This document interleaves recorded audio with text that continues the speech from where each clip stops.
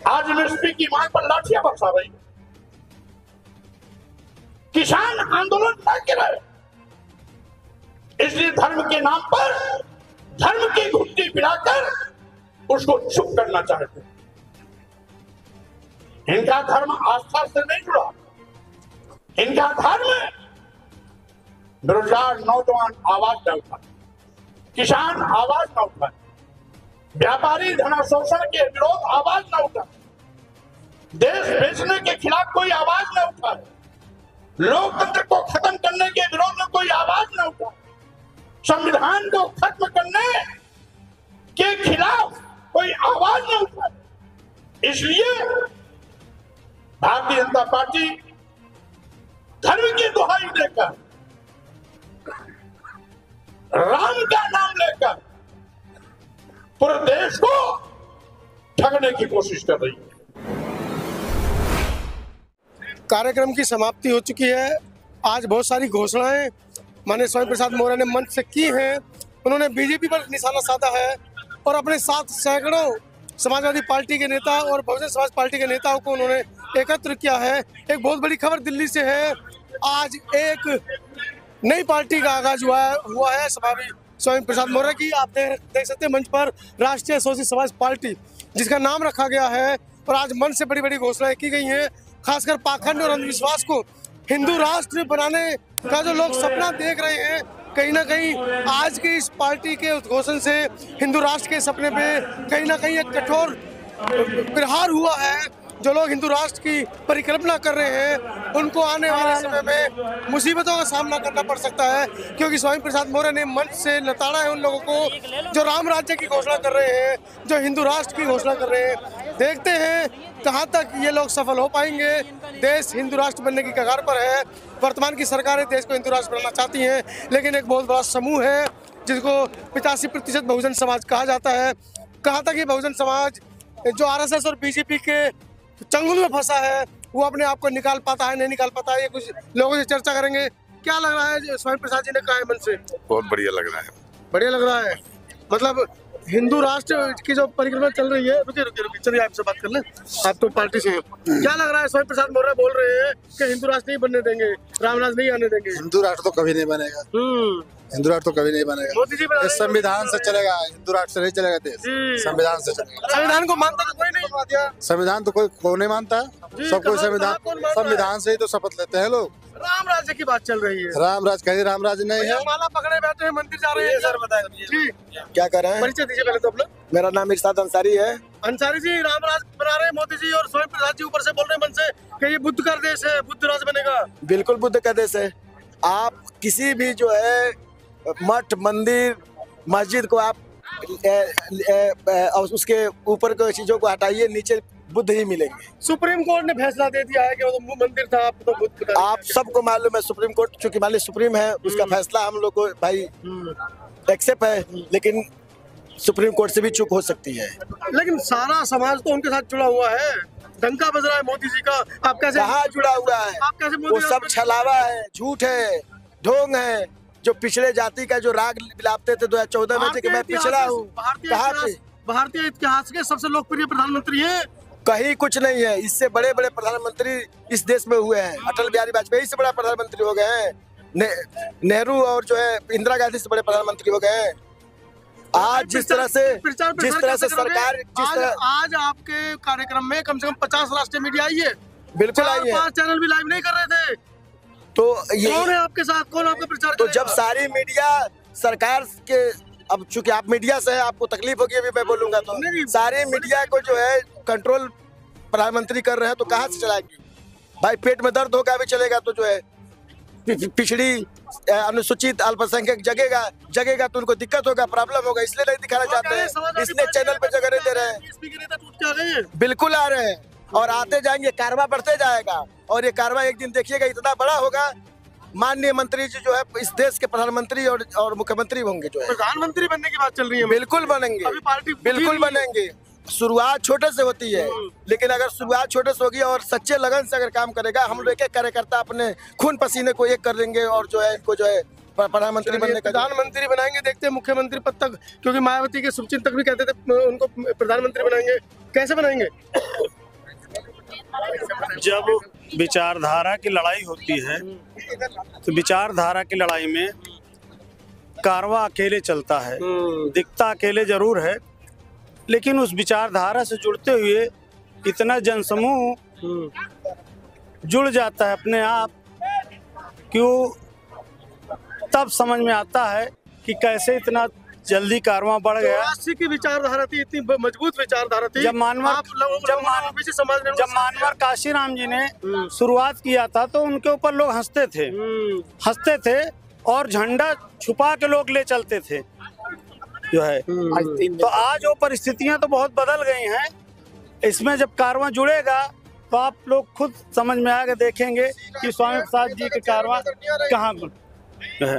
अब वो कह रहे हैं किसी राष्ट्रीय नेता का चेहरा नहीं है। क्या जरूरत है राष्ट्रीय नेता की? राष्ट्रीय नेता हमारे स्वामी प्रसाद मौर्य जी बन गए आज, तो राष्ट्रीय नेता दिखेंगे। देश संकट की दौर से गुजर रहा है। भारतीय संविधान खतरे में है। लोकतंत्र की हत्या की जा रही है।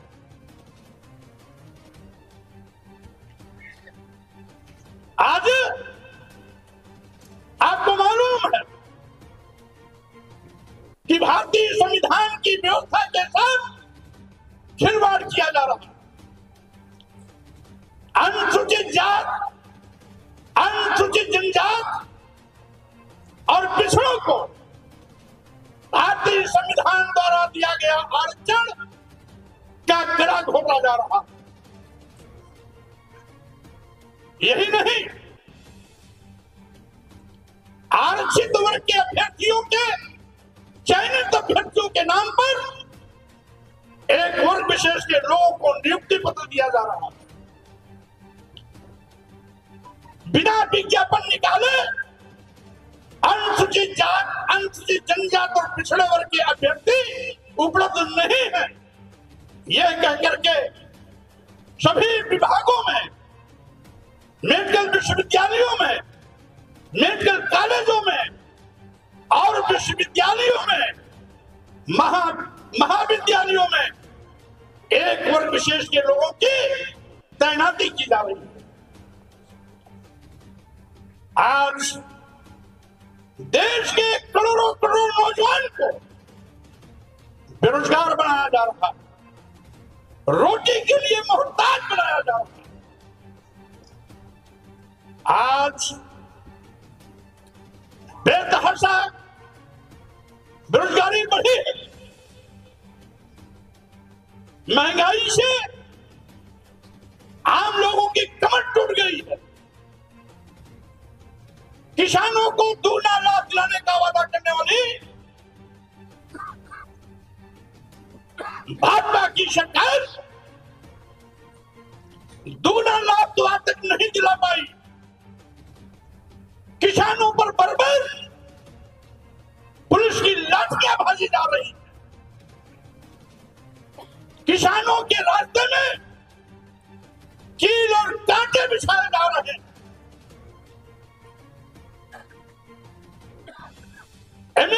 एमएसपी की मांग करने वाले किसानों को दुश्मन जैसा व्यवहार किया जा रहा है।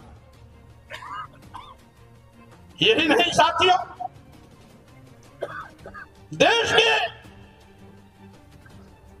लघु एवं मध्यम व्यापारी, जिन लोगों ने इनको सरकार बनाने के लिए कभी वोट भी दिया था, नोट भी दिया था, पहले उनका शोषण जीएसटी के नाम पर किया गया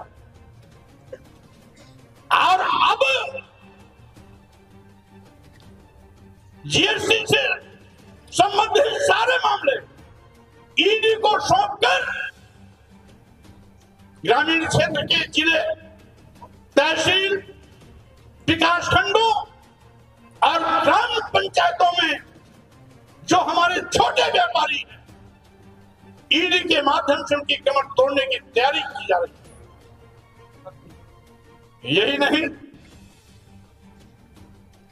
लोकतंत्र को दबाने के लिए, लोकतंत्र को खत्म करने के लिए, लोकतांत्रिक मूल्यों की हत्या करने के लिए ईडी, सीबीआई, इनकम टैक्स का दुरुपयोग किया जा रहा है। यही कारण है देश में विपक्षी पार्टियों के सभी नेताओं के खिलाफ एक एक कर सीबीआई, ईडी, इनकम टैक्स के माध्यम से तथ्यहीन मुकदमे दर्ज करा करके उनको अपमानित किया जा रहा है, उनकी आवाज को कुचलने की कोशिश की जा रही है। चाहे दिल्ली के केजरीवाल जी हो, चाहे बिहार के लालू जी तेजस्वी हो, और वहां के मुख्यमंत्री जी जो पलटू राम मंदिर के पलटी मार गए, नीतीश जी हो, वो भी इसी दांव के चक्कर में घुटना टेक दिए चले गए।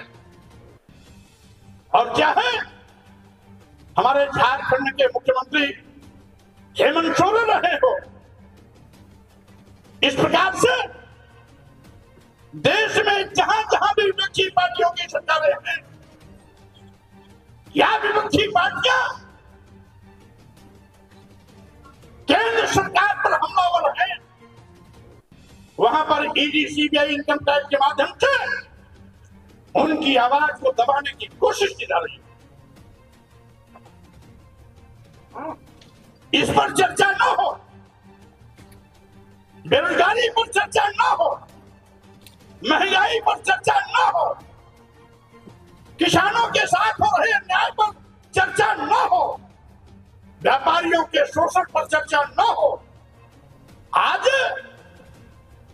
लोकतंत्र को बचाने की बात न हो, संविधान से हो रहे खिलवाड़ के खिलाफ आवाज न उठे, इसलिए सत्ता में बैठे हुए लोग भाग्य भगवान का सहारा लेकर, धर्म की दुहाई देकर इस देश में नफरत का बीज बोकर समाज को बांटने की कोशिश कर रहे हैं। हमारी संस्कृति रही है हिंदू, मुस्लिम, सिख, ईसाई सब है आपस में भाई। यह बुद्ध की धरती रही है, ये महावीर जैन की धरती रही है, जहां से भाईचारे का संदेश कभी पूरी दुनिया में दिया गया था। और साथियों, मानव मानव एक समान की विचारधारा पूरी दुनिया में दिया गया था, आज उसको खंडित किया जा रहा है। वसुधैव कुटुंबकम का संदेश हमारी इसी भारत भूमि से गया था, आज उसको तोड़ा जा रहा है। धर्म की दुहाई देकर सत्ता में बैठे हुए भूखे भेड़िए आज इंसानियत का कत्लेआम कर रहे हैं। फिर परस्ती पैदा कर हिंदू मुसलमानों को दो पार्ट में बांटने का नापाक इरादा और कोशिश कर रहे हैं। मैं कहना चाहता हूं, भारतीय जनता पार्टी और आरएसएस का जो इतिहास है इस बात का गवाह है कि इस देश की आजादी में स्वतंत्रता संग्राम सेनानियों में उनके पूरे परिवार और कुटुंब का कोई व्यक्ति हिस्सेदार नहीं रहा, और इसीलिए इस देश से उनको कोई लगाव भी नहीं है। वो देश को लूट रहे हैं। ये पहली सरकार है केंद्र में बैठी हुई जो देश की राष्ट्रीय संपत्तियों को, राष्ट्रीय संपदा को बेचने का पाप कर रही है। आपने देखा होगा देश के सभी बंदरगाह बेच दिए गए, सभी एयरपोर्ट बेच दिए गए, एयर इंडिया बेच दिया गया, सभी रेलवे स्टेशन बेच दिए गए, कई दर्जन ट्रेनें अपने चहेते उद्योगपति अदानी और अंबानी के हवाले कर दिया। LIC जैसी बड़ी संस्था जहां लाखों लाख लोग काम करते हैं उसको भी अदानी को सौंप दिया। यानी जिन सरकारी विभागों में देश के नौजवानों को उम्मीदें थी कि आने वाले दिनों में इन विभागों में भी हमें सरकारी नौकरी के रूप में सेवा का अवसर मिल सकता है, लेकिन जब वो निजी हाथों में चले गए तो कोई किसी भी वर्ग समाज का नौजवान हो वो अब सरकारी नौकरी के लिए मुहताज हो जाएगा। सरकारी विभागों में ही आरक्षण लागू होता है। जब एक एक करके सारे सरकारी विभाग अदानी और अंबानी के हवाले कर दिए जाएंगे तो अनुसूचित जात का आरक्षण लागू नहीं हो पाएगा, अनुसूचित जनजात का आरक्षण नहीं लागू हो पाएगा, पिछड़ों का भी आरक्षण नहीं लागू हो पाएगा। आरक्षण न देना पड़े इसलिए यह सरकार एक साजिश के तहत सरकारी विभागों को, सरकारी उपक्रमों को निजी हाथों में बेचने का पाप कर रही है। सरकारी संपत्तियों को बेचने का मतलब यह सरकार देश को बेच रही है। देश की जनता की गाढ़ी कमाए खून पसीने की मेहनत से आई हुई टैक्स के बिना पर बने हुए सरकारी संपदा और विभाग एक एक करके उद्योगपतियों के हवाले किए जा रहे हैं। जो भी विज्ञापन आता है पिछड़ों के 27% आरक्षण के बजाय 27 के सापेक्ष मात्र कहीं 5% दिया जाता है, कहीं 8% दिया जाता है। अनुसूचित जात और जनजात के आरक्षण 22% के सापेक्ष कहीं 4%, कहीं 3%, कहीं 2% में समेट दिया जाता है। यहां तक कि तमाम विभागों में हमने यह भी देखा कि विज्ञापन में ही कहीं कहीं पिछड़ों के आरक्षण को 0 कर दिया जाता है, तो किसी विज्ञापन में अनुसूचित जात के आरक्षण को 0 कर दिया जाता है, तो कहीं पर अनुसूचित जनजात के आरक्षण को 0 कर दिया जाता है। साथियों, आज ये सरकार देश के लोगों की आंख में धूल झोंक रही है। एक कहावत है, गांव में लोग कहते थे राम नाम जपना पराया माल अपना। ये भारतीय जनता पार्टी के लोग राम राम जप करके पूरे देश का माल हड़पने की कोशिश कर रहे हैं। सावधान हो जाना।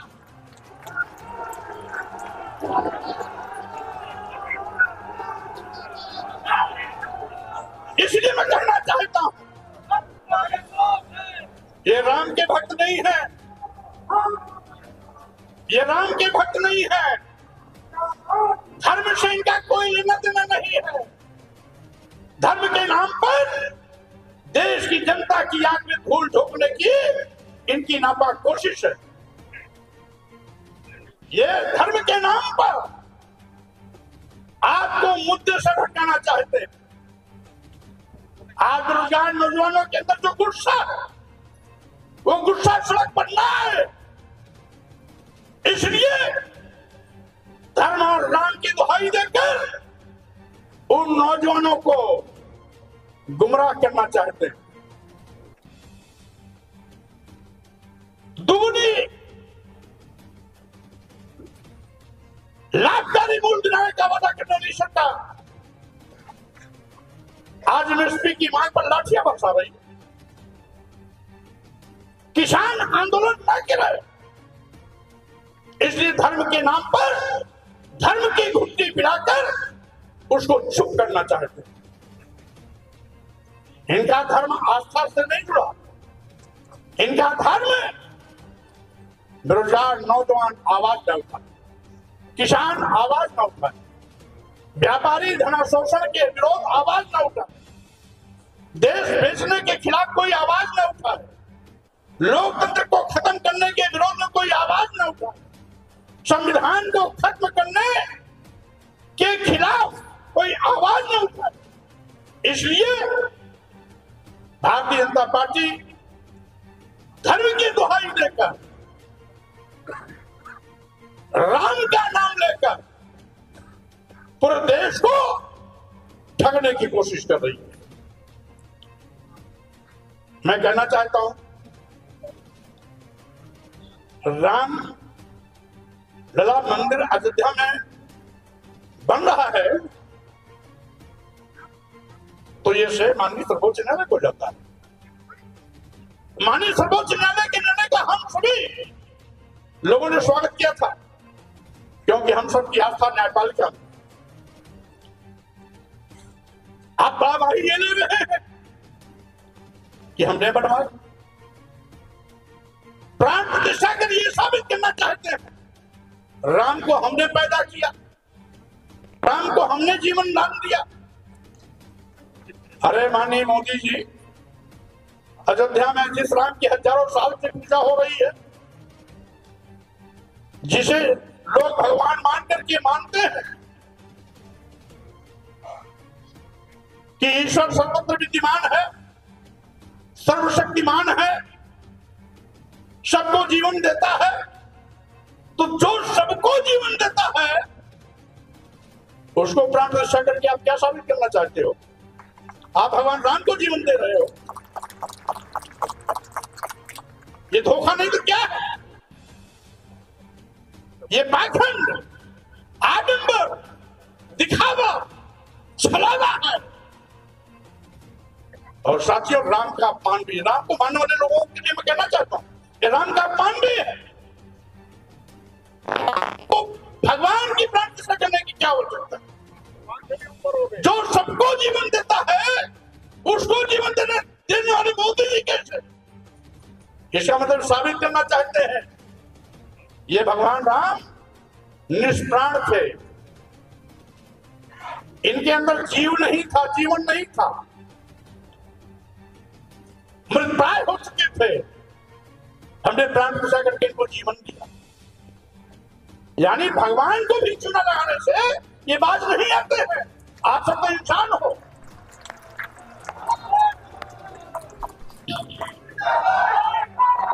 यानी आप सब तो इंसान हो, ये तो भगवान को भी धोखा देने में माहिर है। इस हिसाब से मैं कहना चाहता हूं, आज इनके गुमराहियत में मत आना। आज इस देश के नौजवानों को नौकरी चाहिए, आउटसोर्सिंग वाली नहीं, सरकारी नौकरी चाहिए, जिससे कि नौजवान अपने पैरों पर खड़ा हो सके। महंगाई से आम जनता की कमर टूट रही है। देश की करोड़ों करोड़ जनता को इस महंगाई से बचाना हम सबकी जिम्मेदारी। किसानों पर ड्रोन के माध्यम से आंसू गैस छोड़े जा रहे, रबर के बुलेट से फायरिंग की जा रही, रास्ते में कील कांटे बिछाए जा रहे हैं। किसानों को दुगना लाभ न देना पड़े, ये आवाज दबाई जा रही है। हम किसानों के ऊपर हो रहे इस अन्याय के खिलाफ लड़ाई लड़ने के लिए सड़क पर आएंगे। इसी के साथ ही साथ आज जो लोग मंसूबा पाले, अभी पूर्व मंत्री श्री भगवती सागर जी एक अखबार की कटिंग दिखा रहे थे, जिसमें आरएसएस ने अपना उसमें दिया था कि नए संविधान का प्रारूप क्या है, यानी संविधान बदलना चाहते हैं। साथियों, जानते हो, ये शोषण लाने के लिए हमारे देश के तमाम सामाजिक परिवर्तन के महापुरुषों ने एक लंबी लड़ाई है। कभी संतों गुरुओं ने लड़ी, संत रविदास जी ने लड़ी, संत कबीर जी ने लड़ी, गुरु नानक जी ने लड़ी, तो कभी हमारे सामाजिक क्रांति के अन्य महापुरुषों ने सामाजिक क्रांति के एक दूत ज्योतिबा फुले जी ने इस देश की प्रथम महिला शिक्षिका सावित्रीबाई फुले जी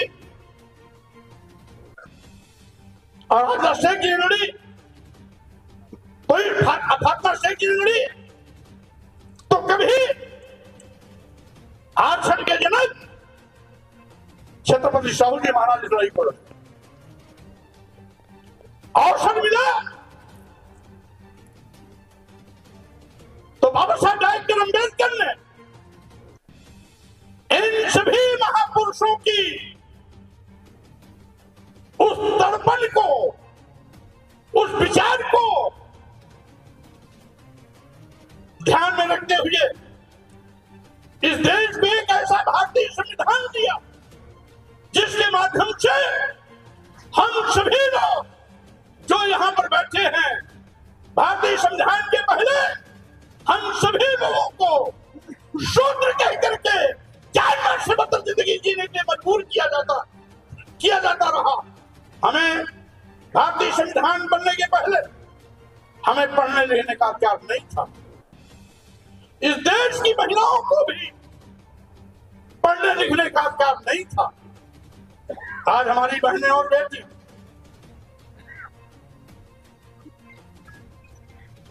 ऊंचाइयों के शिखर पर है, आईएएस के रूप में, आईपीएस के रूप में, डॉक्टर, इंजीनियर, प्रोफेसर के रूप में।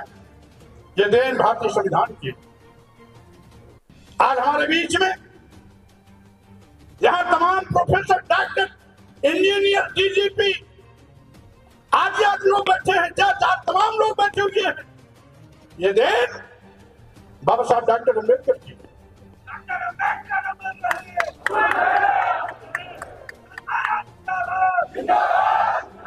क्योंकि जब तक भारतीय संविधान नहीं था, मनु का संविधान था, उस समय एक कहावत चलती थी, नारी शूद्रो न दीयता। इस देश की स्त्रियों को किसी भी वर्ग और जात की हो और देश के शूद्रों को पढ़ाई शिक्षा नहीं देनी चाहिए।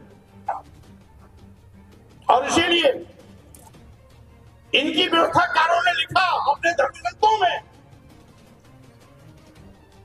यहां तक कि शूद्रों के लिए लिखा गया मनुस्मृति में, शूद्रम तु कारित दास्यम कृतम अकृतम वा दास्यैव तो जन्मना ब्राह्मणं तु स्वयं हुआ। यानी शूद्र को गुलामी करनी है, ब्राह्मण तो स्वयंभू भगवान का अवतार, इसको कुछ नहीं करना। यद्यपि ब्राह्मण समाज में भी तमाम ऐसे विद्वान पैदा हुए जो इस सड़ीगली व्यवस्था के खिलाफ आवाज बुलंद की। पंडित राहुल संचत जैन, जिसका नाम था केदारनाथ पांडे, उन्होंने इस व्यवस्था को खुलकर के विरोध किया। और साथियों, प्रोफेसर पंडित जगन्नाथ उपाध्याय जी, जो बीसू के पाली भाषा के हेड ऑफ डिपार्टमेंट हुआ करते थे, इस जात पात, छुआछूत, ऊंच नीच, भेदभाव मूलक व्यवस्था पर कड़ा प्रहार किया। आज भी ब्राह्मण समाज के तमाम ऐसे विद्वान हैं जो दलितों, आदिवासियों, पिछड़ों, अल्पसंख्यक समाज के साथ हो रहे अन्याय के खिलाफ मुखर होकर आवाज उठाते हैं। लेकिन कुछ ऐसे भी लोग हैं, वो अपना सम्मान तो चाहते हैं, लेकिन और किसी को सम्मान नहीं देना चाहते। बाबा साहब डॉक्टर अम्बेडकर के जीवन की मिसाल थे। दुनिया के सबसे बड़े विद्वान थे अपने जमाने में, लेकिन जब भारत में आते हैं, बड़ी विद्वता की डिग्रियां बड़ी बड़ी लेकर के, तो जात पात, छुआछूत, ऊंच नीच का दंश हर कदम पर उनको झेलना पड़ा। लेकिन भारतीय संविधान बनाते वक्त बाबा साहब डॉक्टर अम्बेडकर ने, उनकी ये महानता थी, चाहते तो बदलने की भावना से जिन लोगों ने इस देश के दलितों, आदिवासियों, पिछड़ों के साथ मिल जाते अत्याचार अन्याय किया था, उनके खिलाफ बदलने की भावना से कुछ अन्यथा लिख सकते थे। धन्य है बाबा साहब डॉक्टर अम्बेडकर। हजारों साल की पीड़ा झेलने के बाद भी आपने किसी के साथ कोई भेदभाव नहीं किया, समान संविधान बना करके सबके सम्मान और स्वाभिमान की रक्षा की। इसके लिए आज पूरा देश आपके लिए रेडी। आज पेरियार रामास्वामी नायकर नारा नागुर शब्द गा रहे हैं। रामस्वरूप वर्मा जी, पेरियार रमेश सिंह यादव जी, शहीद जगदेव कुशवाहा बिहार, इन महापुरुषों का नमन करता हूं, अभिनंदन करता हूं। साथ ही साथ सामाजिक परिवर्तन के महानायक मानव कांशीराम जी ने जो एक नारा दिया था कि जिसकी जितनी संख्या भारी उसकी उतनी हिस्सेदारी के फार्मूले पर चलते हुए राष्ट्रीय सोशलिस्ट समाज पार्टी के माध्यम से मैं सबके सम्मान, स्वाभिमान, सत्ता शासन में हिस्सेदारी को बराबर सुनिश्चित करने का काम करूंगा। ये हमारा संकल्प है।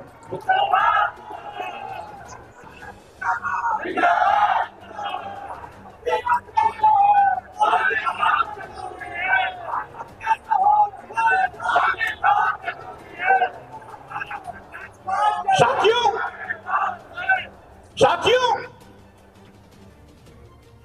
हमने छत्रपति साहू जी महाराज,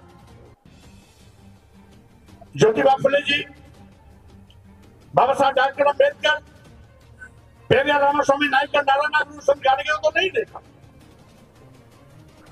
लेकिन इनके विचारों के कारवा के संवाहक मानव कांशीराम जी के साथ लंबे अरसे तक काम करने का अवसर जरूर मिला। आज मैं मानव कांशीराम जी के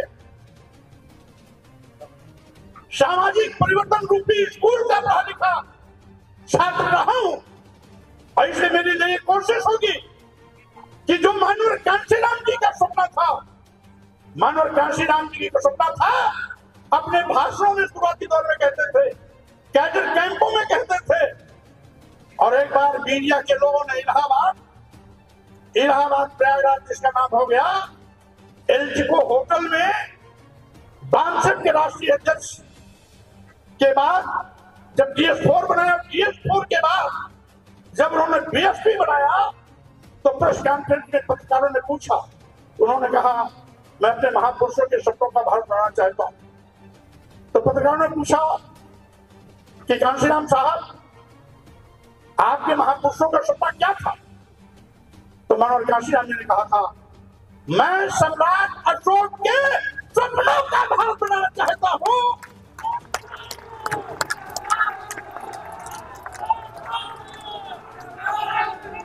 ये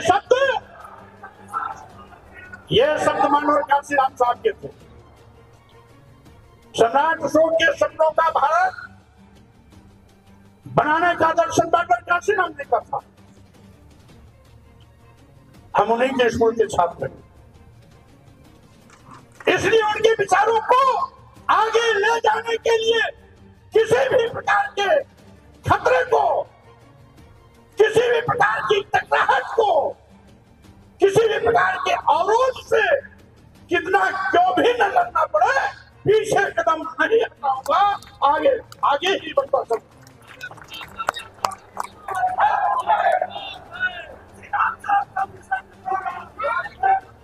इस साथियों, हम जानते हैं, हमें भी जानते हैं कि 3-4 दिन की तैयारी में आपको यहां आना पड़ा। हम ये भी जानते हैं कि रास्ते में गाजियाबाद नोएडा सीमा पर आपको बड़ी दिक्कतें भी झेलनी पड़ी। बहुत से साथियों को बसें वहां पर रोक दी गई, आने भी नहीं दिया गया। उसके बावजूद इतने कम समय में आपने जो इस प्रतिनिधि सम्मेलन में बड़ी उपस्थिति दर्ज करा करके मेरा हौसला अफजाई किया है, इसके लिए आप सबका अभिनंदन करता हूं।